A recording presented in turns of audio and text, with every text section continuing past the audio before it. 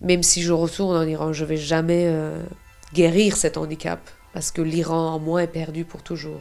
Et ça, ce film-là, ça m'a... Oui, c'est mon exil qui était peut-être le plus grand cadeau de ma vie, même s'il était un grand handicap au niveau d'âme. Ah, oh, ça c'est très touchant. Ça, cette photo-là, c'est Jeanne d'Arc. Cette personnage-là que je jouais quand j'avais 14 ans, elle adore Jeanne d'Arc.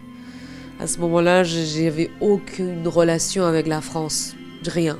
Je savais même pas que je vais finir à Paris, mais le personnage, elle veut venir à Paris, c'est fou. Je sais pas si les personnages nous choisissent ou c'est nous qui les choisissent. C'est la scène qu'elle se brûle justement. Là, elle dit j'ai peur de rien et brûlez-moi comme Jeanne d'Arc parce qu'elle dit les dialogues de Jeanne d'Arc. C'est fou cette photo après la photo de Rokia parce que justement le personnage de Nour qui s'appelle La Lumière, carrément elle se brûle dans son appartement. Les gens viennent pour la brûler comme une sorcière, mais c'est les gens de banlieue qui mettent de pétrole dans son appartement et elle veut la brûler. Et dans cette scène-là, elle brûle carrément. Elle vient, c'est un jeu d'enfance. C'est émouvant. Quelque part, notre carrière, c'est... des fois, on pense qu'on est en contrôle et on le choisit, mais il y a aussi, moi je crois en destin. Il y a aussi des choses maktoub un peu dans notre destin et voilà, justement. Mon premier film, Erokia. C'est quoi le lien? Je brûle dans les deux films. Mon premier film, Erokia, peut-être c'est le 56e film que j'ai fait après 27 ans. Je brûle de la même manière. C'est fou. Oui, t'es vivant. C'est une grenouille très dangereuse, faut pas la toucher, ça soigne tout. Non. Qu'est-ce que ça? Vous m'aidez. C'est un film, il faut voir, c'est dur même à raconter pour moi, ce film. Il y a une histoire de sorcellerie, mais c'est pas l'histoire de film du tout. Ça veut dire que elle dit, moi je suis une femme d'affaires. Elle est une femme d'affaires qui cherche à trouver sa place et survivre et travailler. Elle est forte, elle est pas accusée même à sorcellerie, elle est accusée à meurtre, ce qu'elle n'a pas fait. C'est un malentendu. Elle est lapidée injustement. C'est une course-poursuite permanente pour qu'elle puisse vivre et faire vivre son fils. Les gens pensent que je suis possédée, et je crois que je suis juste en colère. Mais c'est une femme, c'est une tigresse qui est... Il n'y a pas de limite en elle. Si elle doit tuer, elle tue. Elle protège. Et elle est une survivante absolue dans un milieu assez patriarcal, je peux dire, banlieue parisien, où elle est mal vue juste parce qu'elle gagne bien sa vie. Elle a un BMW, elle garde sa tête haut et... Bien sûr que ça crée certaines provocations et certains frottements avec la société. Et les gens, ils l'aiment pas et ils l'accusent à beaucoup de choses qu'elle n'a pas fait. Et voilà, elle provoque. C'est une film quand même, le personnage principal, c'est une femme. C'est une femme assez remarquante, assez particulier. Elle n'est pas le personnage qu'on a d'habitude de voir. Elle est très grise, je peux dire. Elle n'est pas du tout noir et blanc, elle n'est pas bien. Elle est pas... Ses comportements, c'est inqualifiable. Mais on l'aime. Et elle est une pirate. Salam alaikum. Alaikum salam. Quand j'ai tourné le film n'était même pas sorti. Ils m'ont accusé de carrément l'espionnage pour le CIA. Parce qu'ils pensaient que c'est le CIA qui a demandé à Ridley de me prendre. Et l'attention de Leonardo DiCaprio sur mon personnage à moi, c'est l'attention aux États-Unis sur l'Iran. Moi, je disais, c'est pas du tout ça l'histoire de film. Et même l'histoire de film, il y a une grande critique pour la stratégie américaine dans le Moyen-Orient. Ils disent que les Américains, ils ont perdu cette guerre parce qu'ils ne peuvent pas contrôler le Moyen-Orient. J'étais fière et je suis rentrée en Iran. Et bien sûr, j'avais 7 mois d'interrogatoire même avant de quitter le territoire. En fait, il y a une malentendue qui pense qu'ils disent que justement j'ai été bannie pour quitter l'Iran après que j'ai enlevé mon voile. Mais non, c'était en fait l'histoire, c'était parce que j'ai fait un film américain. Ça, c'était le vrai problème. Et quand j'ai quitté l'Iran pour le bon et je savais que je ne vais pas pouvoir retourner parce qu'il attendait de me condamner à quelque chose après que le film sort. Et ça, ce film-là, ça m'a... Oui, c'est mon exil qui était peut-être le plus grand cadeau de ma vie, même s'il était un grand handicap au niveau d'âme. C'est comme... je dis comme l'exil, c'est comme on perd un bras, mais on devient les champions à Paralympique. Je dis pas que je suis une championne, mais quand même je suis rentrée dans l'Olympique de Paralympique. Et on essaye, on devient autre chose. Notre handicap devient notre pouvoir. Même si je retourne en Iran, je vais jamais guérir cet handicap, parce que l'Iran en moi est perdu pour toujours. C'était le pont de cinéma iranien à cinéma international, et quel bel film pour commencer.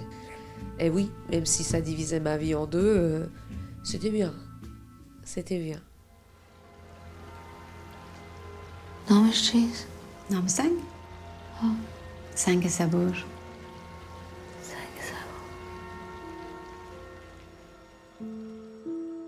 Oui, Pierre de Passion, c'est vraiment un des plus beaux films de ma carrière. J'ai adoré travailler avec Atiq Raimi. J'ai beaucoup travaillé pour ce film. C'est un film bouleversant pour les femmes et la situation de la femme. En fait, c'est ça, c'est qu'à la fin, le message de film pour moi, c'est un peu les hommes pensent qu'ils peuvent contrôler les femmes, mais à la fin, c'est n'importe quoi. C'est elle qu'elle a le secret, c'est elle qu'elle a tout contrôlé, qu'elle a tout fait. Et l'homme, il a rien compris. C'est ça l'histoire pour moi, c'est que vous pensez que c'est vous les gagnants, mais à la fin, non, pas du tout. Les talibans et les extrêmes et tout ça.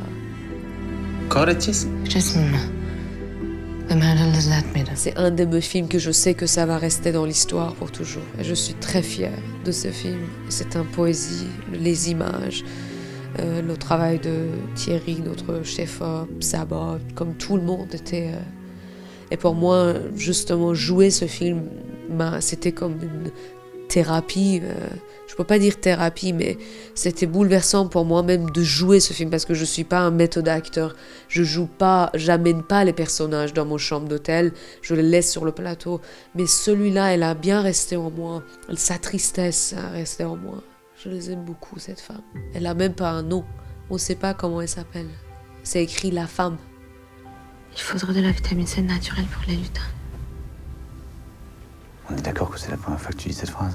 Pio Marma et Alain Chavat, première comédie que j'ai fait. J'ai adoré travailler avec Alain. Extraordinaire, Pio, de travailler avec eux et d'être dans l'univers d'Alain avec les reines, les vraies reines de neige. C'était incroyable. Incroyable de travailler dans ce film. Patterson, Jim Jarmusch, un des rêves de réaliser, parce que j'étais fan de Jim Jarmusch, de jouer dans son univers. Vous voyez, tous les tiroirs, ils sont remplis de choses. C'était un set qui était vrai, et le chef décor, il disait c'est important que les tiroirs soient remplis, et si tu les ouvres, il faut que tu te sens chez toi justement. Extraction, Tyler Rake. J'adore faire les films d'action. 2 mois d'enterrement, 7 mois d'enterrement tous les jours, de pas dormir, ça rend l'âme un peu fou.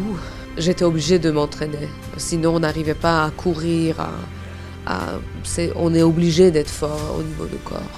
Il y a beaucoup de scènes physiques, il y a beaucoup de... il fallait s'entraîner, il fallait être fort au niveau du corps. Et je crois plus on rentre dans nos corps de cinéma, plus on rentre dans l'espace charnel, viscéral, ce qui, je pense, sur Rokia, qui est un film charnel. C'est pour ça, là, j'ai du mal à parler de film, parce que je dis, je peux pas verbaliser ce qu'on a fait, parce que nous, j'étais dans mon corps, comme aussi ce personnage-là, on était vraiment dans le corps.